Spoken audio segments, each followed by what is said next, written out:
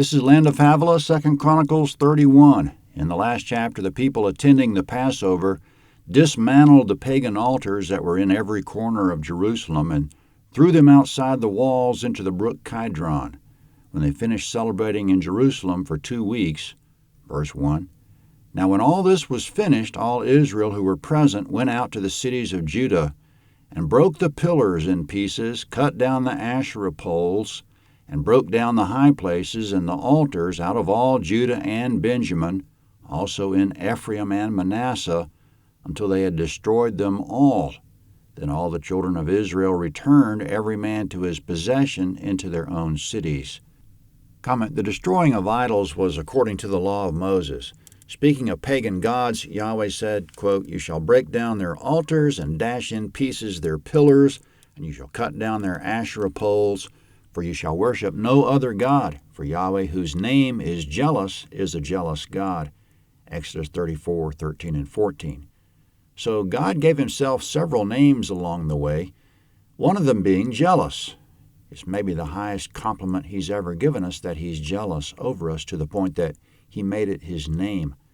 We might ask how it was that people could roam the land, destroying other people's property and get away with it. The law didn't say that to destroy an idol a person should get permission from its owner first or from the landowner. They should kill anyone involved with it, Deuteronomy 13:9. To maintain regular service at the temple, verse 2, Hezekiah appointed the divisions of the priests and the Levites after their divisions, every man according to his service, both the priests and the Levites, for burnt offerings and for peace offerings, to minister, to give thanks, and to praise in the gates of Yahweh's camp. He also appointed the king's portion of his possessions for the burnt offerings, for the morning and evening burnt offerings, and the burnt offerings for the Sabbaths, for the new moons, and for the set feasts, as it is written in Yahweh's law. Moreover, he commanded the people who lived in Jerusalem to give the portion of the priests and the Levites, that they might give themselves to Yahweh's law. Comment: We often call it the law of Moses, but to be less confusing, it was Yahweh's law, which is the term for it in verses 3 and 4. Moses didn't originate it, he only wrote it down. But regarding the priests and Levites, Yahweh specified their duties in the law of Moses, and in addition they had duties and assignments as given through David in 1 Chronicles chapters 23 to 26. In verses 3 and 4, the king and the people gave their portion as written in Yahweh's law, meaning they gave what they owed Yahweh according to the law. In review of how Yahweh set it all up when Israel entered the Promised Land, the priests and Levites didn't receive enough land to support themselves, Numbers 35, 2-5. Their duty wasn't so much to be farmers, but rather to serve Yahweh. As Yahweh told Aaron, quote, You shall have no inheritance in their land, neither shall you have any portion among them. I am your portion and your inheritance among the children of Israel, Numbers 18:20.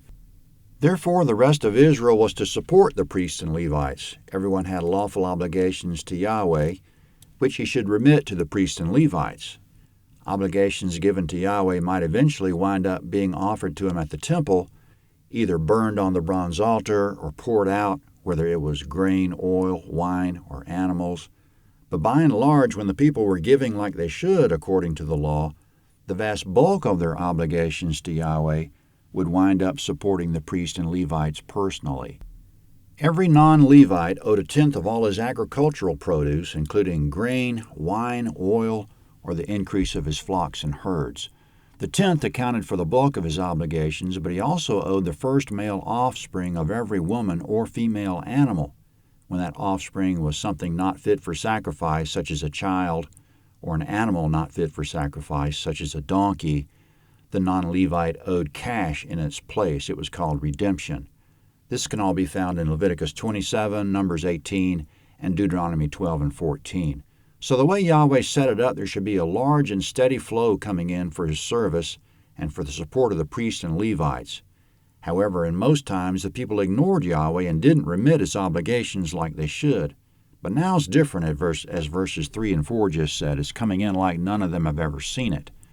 As soon as Hezekiah sent out the decree that the people should meet their obligations, verse 5, as soon as the commandment went out, the children of Israel gave in abundance the first fruits of grain, new wine, oil, honey, and of all their increase of the field, and they brought in the tithe of all things abundantly.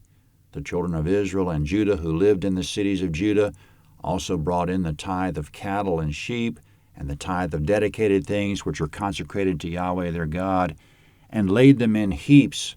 In the 3rd month they began to lay the foundation of the heaps, and finished them in the 7th month.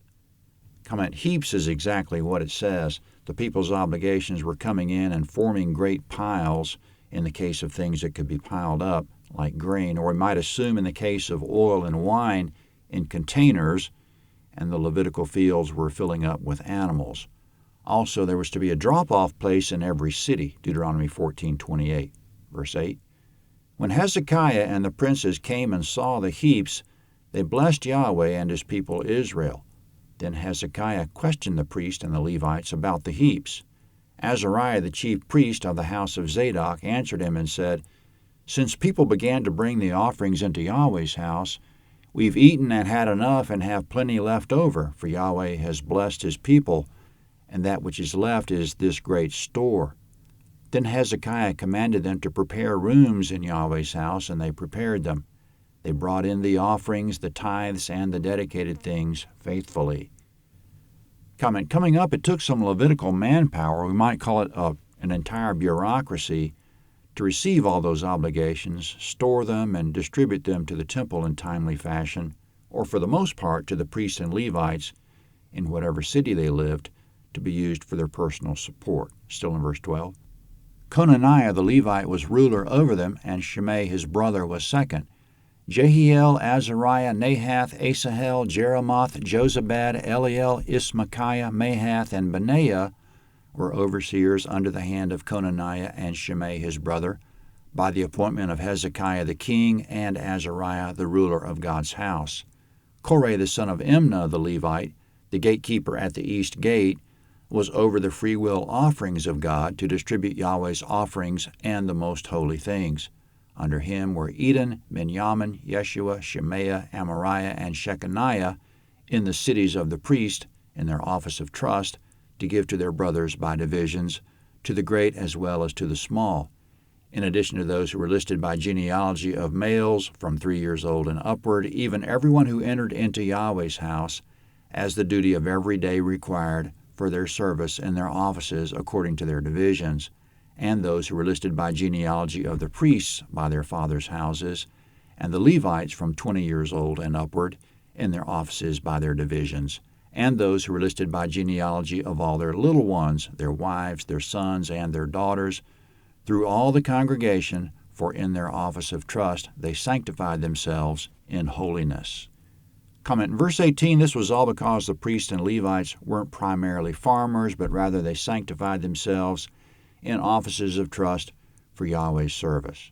Verse 19, also for the sons of Aaron the priest who were in the fields of the pasture lands of their cities, in every city there were men who were mentioned by name to give portions to all the males among the priests and to all who were listed by genealogy among the Levites.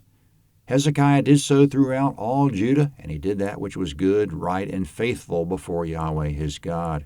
In every work he began in the service of God's house, in the law and in the commandments to seek his God, he did it with all his heart and prospered. Comment, that's the end of the chapter.